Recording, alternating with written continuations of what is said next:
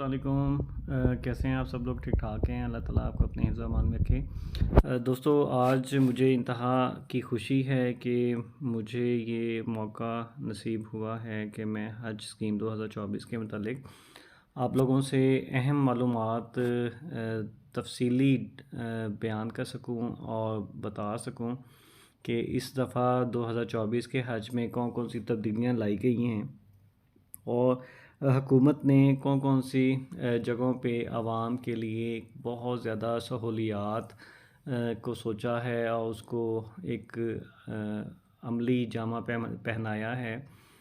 और इस दफ़ा बहुत ज़्यादा तब्दीलियां हुई हैं हज स्कीम में, और इंशाल्लाह मैं इस वीडियो में आपको तमाम तफसीलात मिलेंगी।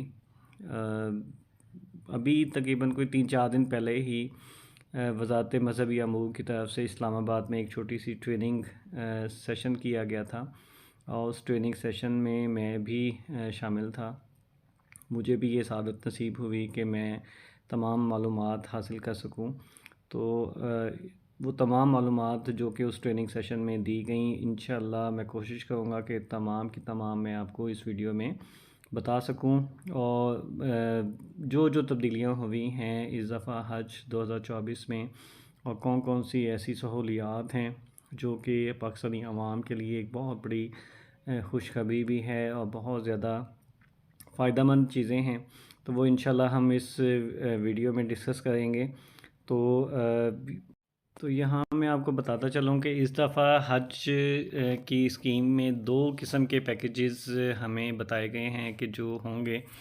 और एक लॉन्ग टर्म हज पैकेज है जिसमें नॉर्मली जिस तरह से पिछले सालों की तरह 38 से 42 दिन का पैकेज होता था, एक वही पैकेज होगा। और दूसरा शॉर्ट हज पैकेज है जो कि इस दफ़ा पहली दफ़ा इन्होंने इंट्रोड्यूस करवाया है, जिसमें 20 से 25 दिन का ये पैकेज होगा।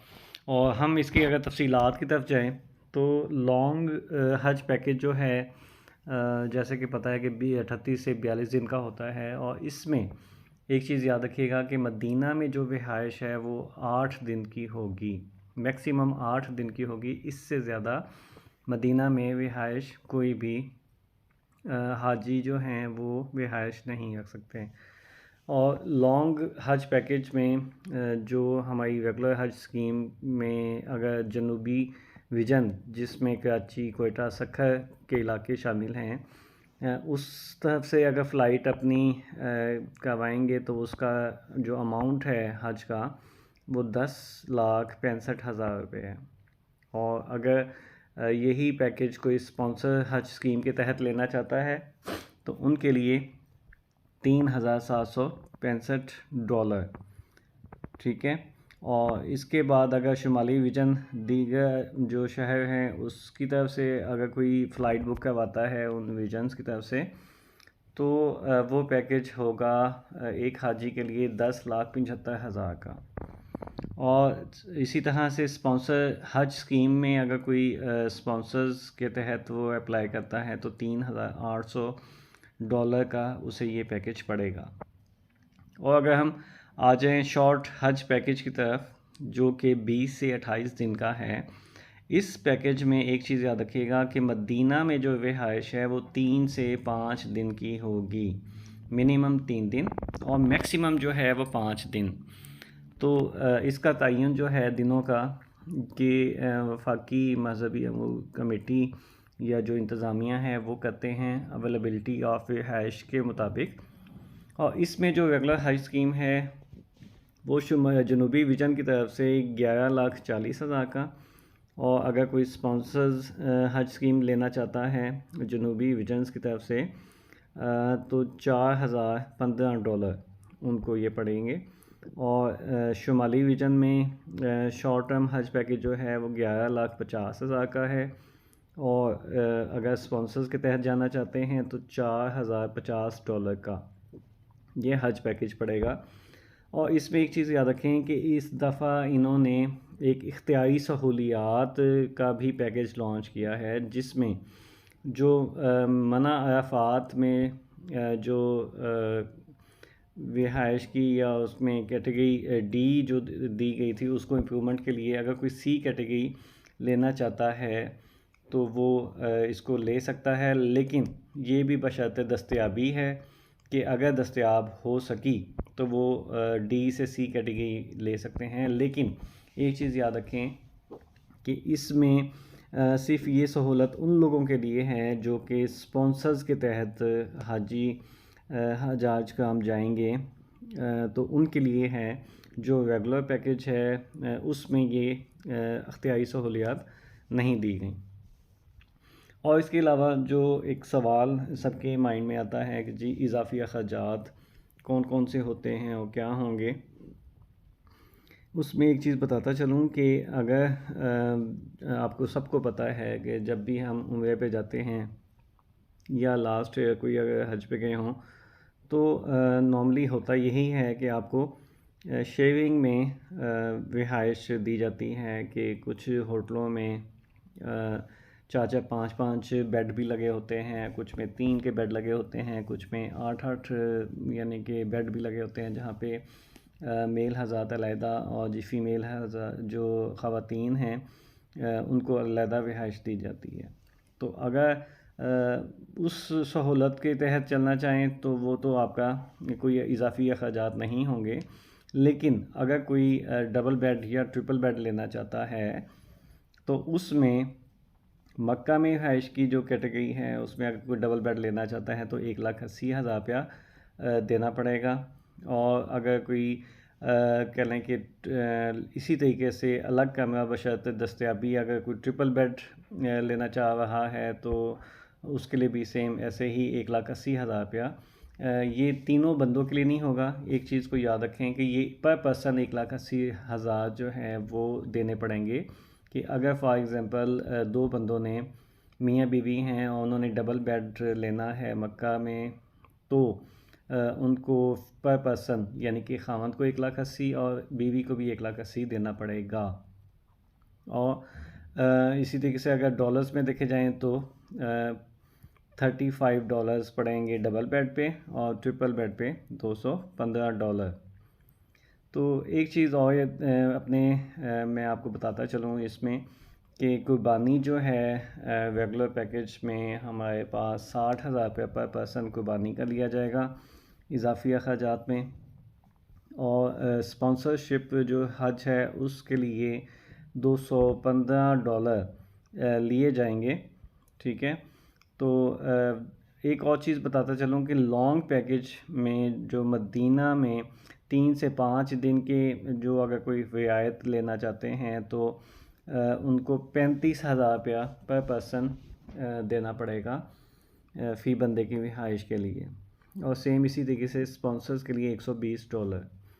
अब इस चीज़ में आपको क्लैरिफिकेशंस हो जानी चाहिए कि रेगुलर हज स्कीम में हमारी जो जनूबी विजन से अमाउंट कितनी है और शुमाली विजन से कितनी है। और उसमें हमारे पास मदीना में रिहाइश 8 दिन की होगी। और इसी तरीके से शॉर्ट पैकेज की तरफ जाएं तो उसमें शुमाली जनूबी विजन से 11,40,000, तो जनूबी विजन से 11,50,000। और इसमें जो मदीना में रिहाइश है वो 3 से 5 दिन की होगी।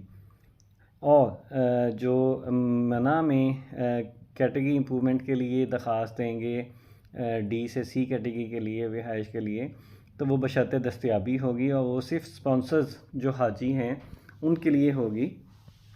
और इसमें ये जो मुकम्मल पैकेज बताया गया है इसमें हजाज काम की ट्रेनिंग, वैक्सीनेशन, तबी सहूलियात और इसके अलावा 2 तरफ़ा हवाई जहाज़ का टिकट, मक्का मुकरमा मदीना में रिहाइश, खाना और मकतब की सहूलियात, ट्रांसपोर्ट व सामान, बोर्डिंग, जमज़म और तकाफुल फ़ंड, ये तमाम चीज़ें इसमें शामिल हैं।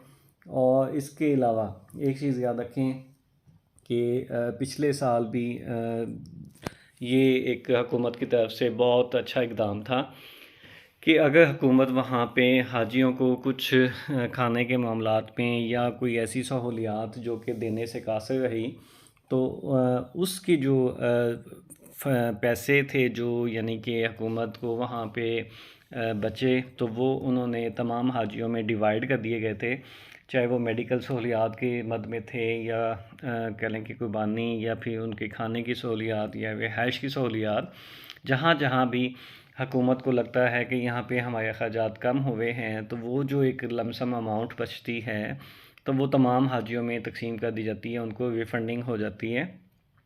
तो ये बहुत एक अच्छा इक़दाम है और इससे काफ़ी कुछ कह लें कि हमें अच्छा एक मिलती है, ईमानदारी देखने को मिलती है और एक जो एक लोगों के माइंड में होता है वर्ड ऑफ माउथ बन जाता है कि जी हमें ये सहूलियात नहीं दी गई, ये नहीं दिया गया, तो उसके मद्दे मुकाबिल वो आपको अमाउंट वापस भी हो जाती है।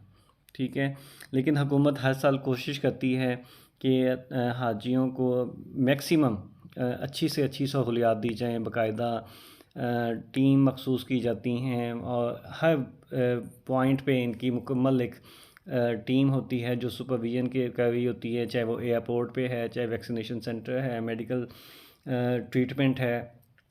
फिर सऊदीया में भी हमारी मुकम्मल एक टीम होती है जो कि कह लें कि चेक एंड बैलेंस कर रही होती है, हाजियों का ख्याल रखा जाता है, उनकी रिहाइश, उनका खाना, उनकी ट्रांसपोर्ट, तो पूरा एक जो मुकम्मल एक देखा जाए तो बैकग्राउंड पे बहुत ज़्यादा काविश होती है, मेहनत होती है, मुकम्मल हमारी वज़ारत मज़हबी अमूर की तरफ से फुल काविश होती हैं कि हाजियों को कोई तकलीफ़ ना हो और जी अच्छी सहूलियात के साथ वो ये हज का फ़रीज़ा अंजाम दे सकें।